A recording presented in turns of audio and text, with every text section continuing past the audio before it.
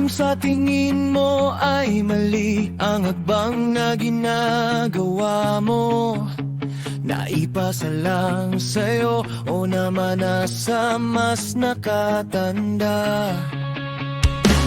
Hindi ibig sabihin nun ay tama na rin sa panahon mo. Kung nakakasakit na, itigil mo na, itama mo. Tumingala ka naman, may Diyos kapatid. Isipin mo rin sila, bawat galaw mo ngayon may epekto yan sa buhay nila.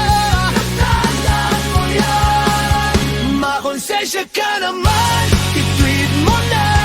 Walang mabuting maidudulot kung puro panlalaman ka lang. Makonsensya ka naman, kinabukasan nila ang nakataya. Huwag mong biguin ang pagtitiwala nila sa'yo. Kaibigan ko,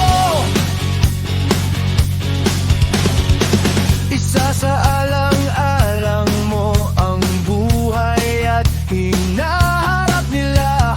Baka isang maling hakbang ang buhay